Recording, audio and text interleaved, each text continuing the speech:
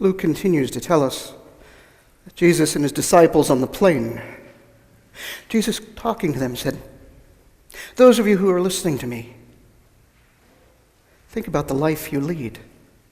Do you want to lead an extraordinary life? Then love your enemies. Do good to those who curse you. Pray for and bless those who do you harm."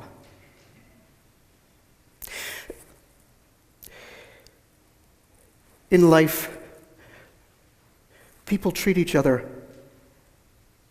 various ways. You think about those who are easy to love, and it's easy to show them love. Or those who do good to you. Certainly it's easy to do good to them. And if you know somebody is going to return what you lend them, surely it's easy to lend to them. Even the sinners will do these kinds of things. But if you want to lead an extraordinary life, love those who no one loves. Do good to those who no one thinks of. Give to those who you know you'll never receive back from. When you treat people, treat them how you want to be treated.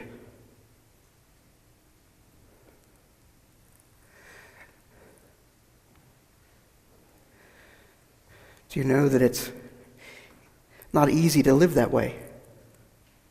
But it's the way of God. And if you live that way, God will see it, and you will be his children. But I tell you that if you judge somebody, you will be judged. If you condemn another, you are already condemned. But if you forgive, forgiveness is yours.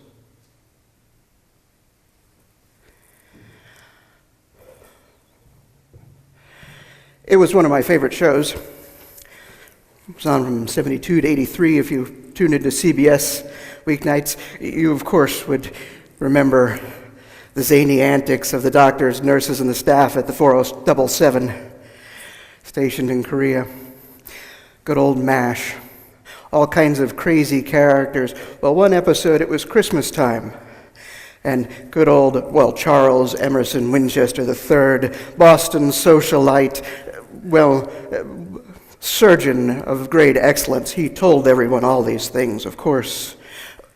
It was Christmas time, and people were receiving packages from family back home and all kinds of Christmas goodies, and they were planning to share at a big event. Charles had gotten a box as well and scurried off with it with no intention to share with anybody, except he did meet this fellow. Mr. Choi Sun-hoi. He was the director of the local orphanage, took care of the orphans who the war had taken their parents from them. And he brought him an amazing gift, what had been wrapped up in the box. Chocolates. Not Forrest Gump's box of chocolates. These weren't the kind you get the Whitman sampler. No, indeed, this was from a famous chocolatier in Boston. Handmade, each one. Very expensive. Only the wealthiest could have afforded.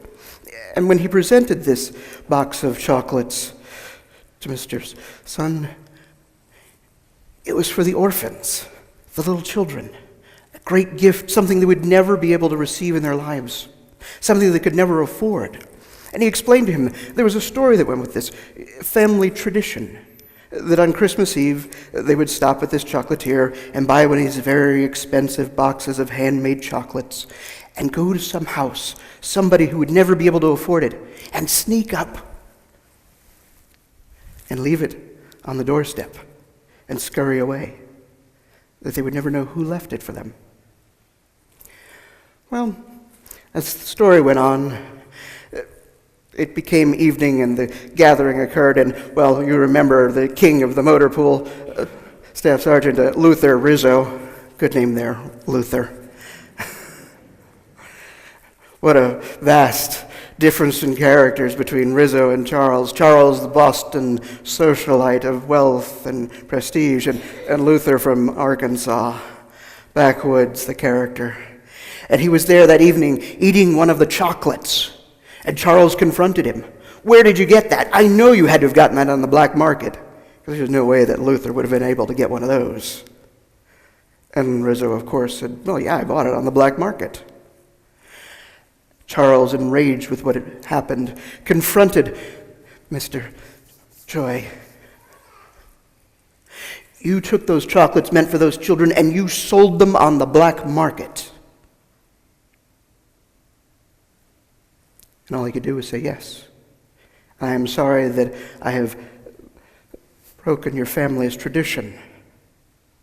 But you see, the chocolates would have provided a few moments of joy and happiness for the children. But the money I sold it for on the black market was enough that I could buy them rice and cabbage to feed them for an entire month." Charles, of course, was broken by this, realizing that what he thought was a great gift was actually really only a gift unto himself. "How good I am." He said, "Indeed, sir, it is I who should be sorry to offer dessert to one who has never had dinner." Now, this conversation Charles thought was private, but indeed it was not. He was being watched, of course, by good old Max Klinger. Klinger, of course, always looking to get that Section 8 to be kicked out of the army at any cost, but overheard the whole thing. And though everybody thought Charles to be Mr. Scrooge, not wanting to share, Klinger knew and learned differently that in fact Charles was trying to do something even greater than merely sharing with those who had. So afterwards, he went into Charles's tent, bringing him some of the goodies that everybody had brought to the party, giving it to him. Charles asked, "What's the catch? Why be so kind and nice to me?" An old family tradition, the secret being that the recipient should never know who the giver is. Charles, realizing Max knew, moment of true Christmas joy.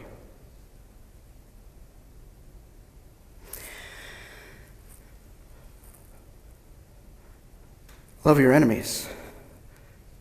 Give to those who can't give back. Show kindness to those who are unkind. These are not kinds of statements that we hear on a daily basis. We hear things more like quoting from the Old Testament. You know, good old eye for an eye, a tooth for a tooth. Somebody wrongs you? Well, there's the Chicago way. Yeah. They pull a knife, you pull a gun. Right? Isn't that what the world teaches us? What stunning words that Jesus brings to us about love, about sharing and giving, about truly giving of ourselves.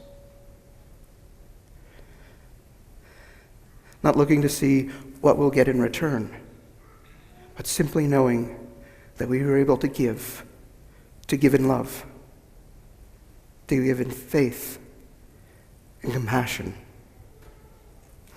Back in September, the youth had put on a huge food drive.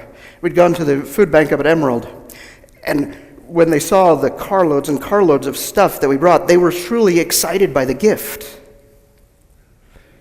But as this stuff was unloaded and stacked and piled up in this facility, it gets cramped and crowded pretty quick. I said, "But the gift isn't done yet." Because they're here to give of themselves of their time. They help stock the shelves, and as we sat there trying to figure out, where the heck does this go? And of course they kept coming to me and asking, and I said, "Kathy will tell you." But the gift of the food was immense, what they expected and hoped for. But the gift of time that would have taken them hours and hours to restock all the shelves, to sort through all of this, was completely unexpected. The gift of love. And there are those in our lives who are unlovable, who are unloved, that The world says no good will come of them. Stay away from them. What a powerful thing an act of kindness, an act of love can do for them. Amen.